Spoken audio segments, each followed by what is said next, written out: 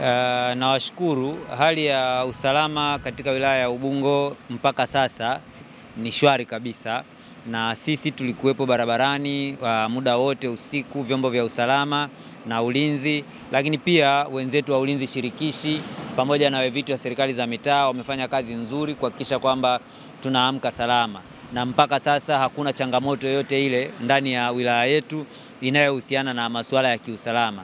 Lakini pia vile vile nimepita baadhi ya maeneo kuangalia mwitikio wa wananchi kuelekea kwenye vituo vya kupiga kura. Mwitikio ni mzuri, wananchi wanajitokeza kwenda kwenye vituo vya kupiga kura, na mpaka sasa baadhi ya vituo vimeshafunguliwa na vifaa vimeshafika kwa wakati. Maeneo machache ambayo yamepata ucheleweshaji kutokana na barabara na mvua ilionyesha jana, na yenyewe tumeendelea kufuatilia kuhakikisha kwamba vituo vinafika, na tunaamini uchaguzi utaenda kwa amani na utakuwa uchaguzi mzuri kwa siku ya leo. Kwa hakuna changamoto yoyote. Lakini kuna haya maswali kwamba mbona barabara ni nyeupe? Jibu lake ni rahisi. Kwa sababu leo ni siku ya uchaguzi, sio siku ya kazi. Kwa wananchi wote maana yake ni kwamba wako katika maeneo yao wakisubiria kupiga kura katika vituo ambavyo vimeshafunguliwa katika maeneo wanayoishi.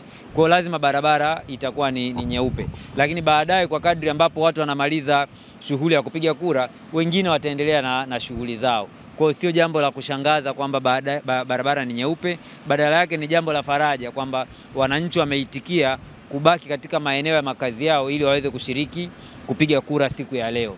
Lakini jambo kubwa ni waahidi wananchi wa wilaya ya Ubungo kwamba wilaya ni salama, hakuna rabsha yoyote, hakuna kiashiria chochote cha kwamba kutakuwa na uvunjifu wa amani wa aina yoyote. Kwa wale ambao bado hawajajitokeza kwenda kupiga kura, watoke waende kupiga kura na watakuwa wako salama. Hakutakuwa na mwananchi yoyote ambaye hata nywele yake moja itaguswa katika wilaya ya Ubungo. Na kama kuna mtu alikuwa anafikiria, tunaamini hayupo. Lakini kama yupo ambaye alikuwa anafikiria au anadhani anaweza akaleta uvunjifu wa amani au akavuruga zoezi la uchaguzi, basi ajifikirie mara mbili, kwa sababu hatutakuwa namsalie mtume katika hili. Okay, kumekuwa na hali ambayo haikutarajiwa kwa siku ya jana. Tumeona jioni watu wamewahi kufunga sana maduka tofauti na ambavyo imekuwa kwa kipindi cha nyuma. Kumekuwa pengine na tishio lolote mpaka watu kuogopa na kuwahi kufunga maduka yao mapema kwa siku ya jana? Nadhani hili ni swala ambalo nanyi kama waandishi, kwa sababu mnapenda tafiti, mtalifanyia tafiti. Tafiti nzuri ambayo imejitokeza hapa ni nafasi ya social media, sawa, kwenye uamuzi wa jambo lolote, aidha la kibiashara au la kisiasa au la kijamii. Unajua sasa tumeingia kwenye uchaguzi ambao tofauti na miaka ya nyuma, matumizi ya social media yameongezeka kwa kiasi kikubwa sana. Kwa sababu takwimu hii unaipata kwenye idadi ya watumiaji wa simu. Kwanza tulianza watumiaji wa simu wa kawaida, sawa, kupiga na kupokea. Sasa tunaendelea na watumiaji wa simu kwenye masuala ya data. Tunaenda kwenye watumiaji wa simu wa smartphone. Kwa kadri siku zinavyoendelea na teknolojia inavyokuwa, maana yake wanaongezeka. Hii inatupeleka wapi?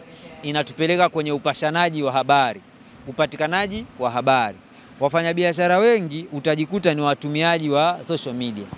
Kwa sababu kuna baadhi ya watu walitumia social media kuonyesha kwamba kutakuwa kuna jambo tarehe 29 kwamba kutenda kuandamana, inawezekana wenye biashara zao wakaingia labda hofu wakasema ngoja nifunge biashara. Lakini ni mapema mno sasa kujua athari ya yale matishio yaliokuwa yamewekwa kwenye social media kwenye biashara kwa siku ya leo. Kwa sababu inawezekana wengine hawajafungua, wako kwenye kupiga kura, wengine walifunga mapema kwa sababu wanawahi maeneo ambayo wanaishi, ikiwa ni tofauti na biashara zao zilipo, ili leo waamkie kwenye kupiga kura.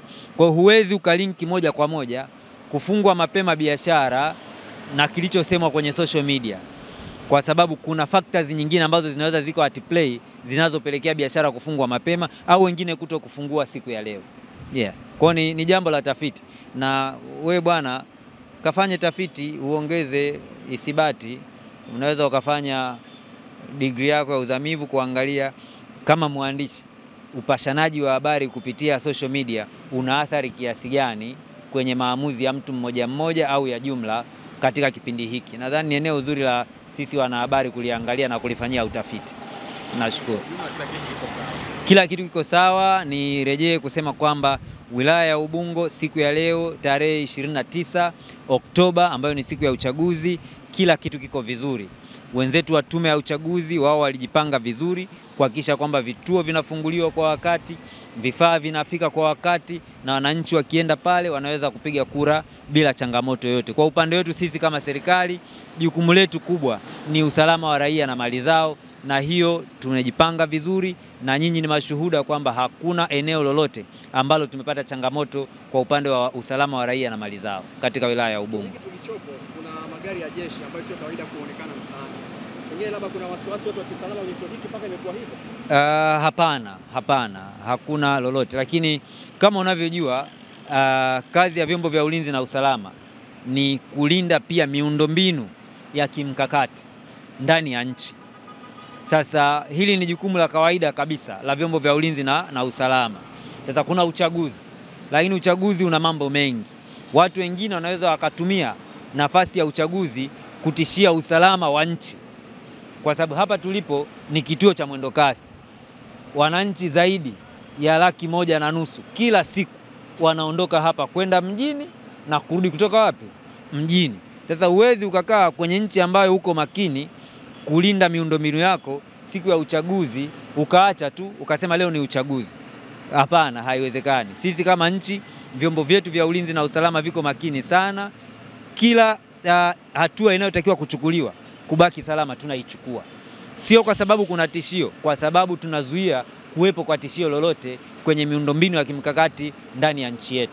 Kwa ni katika utekelezaji wa majukumu yao ya kawaida kabisa ya vyombo vya ulinzi na usalama. Labda kwa kumalizia, tunaelewa kwamba saa 10 vituo vitakuwa vimefika mwisho.